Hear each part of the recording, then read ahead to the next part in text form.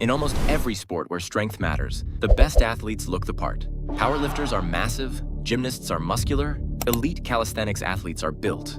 Then there are climbers. Many of them look like they barely lift weights, and yet they can do things that leave even experienced lifters speechless. Over time, their bodies adapt in a completely different way. The secret lies in the kind of strength climbing demands. Before you hear any science, look at what elite climbers can actually do. Many can hang from a single arm for over a minute, pull themselves up using just one hand, hold front levers with ease, or support their entire body on edges so small they barely fit the tips of their fingers. What's even more surprising is who they're doing it against. You'll often see a lean climber weighing barely 60 kilos outperform someone with twice as much visible muscle. At first glance, it doesn't make any sense. How can someone with smaller arms, a lighter frame, and far less muscle produce this kind of strength? If bigger muscles are supposed to make you stronger, climbers should be at a huge disadvantage. Yet over and over again, reality says otherwise.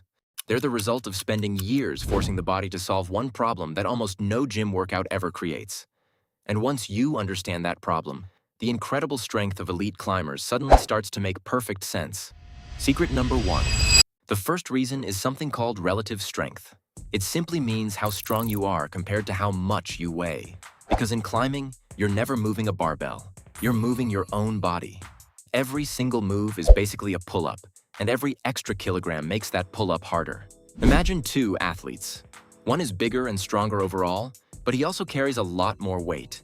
The other produces slightly less force, but weighs far less.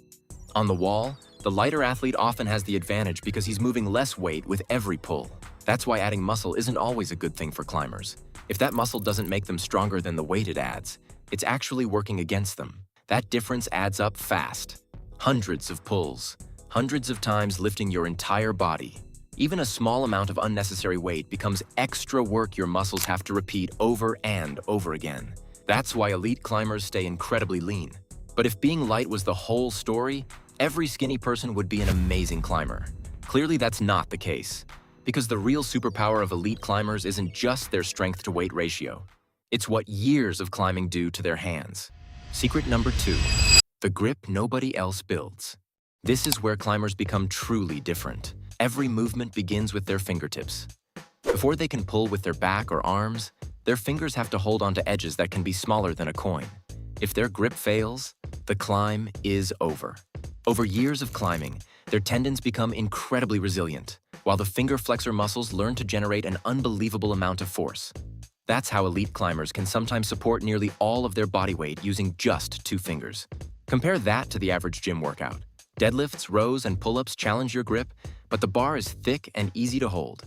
Climbers don't get that luxury. Every session forces them to squeeze tiny, awkward holds that constantly threaten to slip away, building a level of finger strength most people never develop. But even that isn't their greatest advantage, because their strongest weapon isn't their grip. It's the way their nervous system learns to use every ounce of strength they already have. Secret number 3. Their nervous system. Most people think getting stronger is only about building bigger muscles, but climbers prove that's only half the story. Strength also depends on how well your brain can use the muscle you already have. After thousands of climbs, this process becomes incredibly refined. Every move demands perfect timing, balance, and constant tension. So a climber's nervous system learns to activate the right muscles with almost no wasted effort. They're not just strong, they're incredibly efficient. That's one of the biggest reasons why a lean climber can make someone 20 kilos heavier look surprisingly weak on the wall. And there's one final adaptation that brings all of these advantages together. Secret number 4. They never waste energy. The final difference is how climbers move.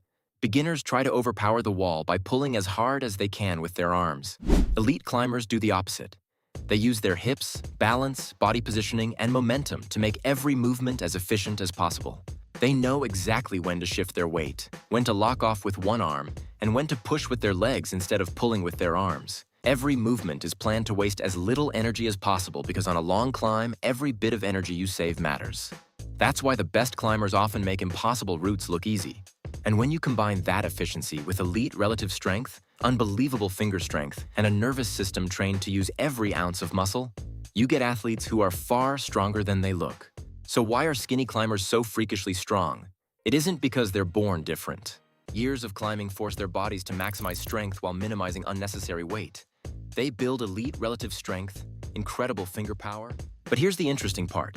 Being incredibly strong doesn't necessarily mean looking big. If you've ever wondered how some people that used to look average with their shirt off but now fill out a t-shirt the moment they put one on, you'll want to watch this next video on how to build a physique that looks big in clothes.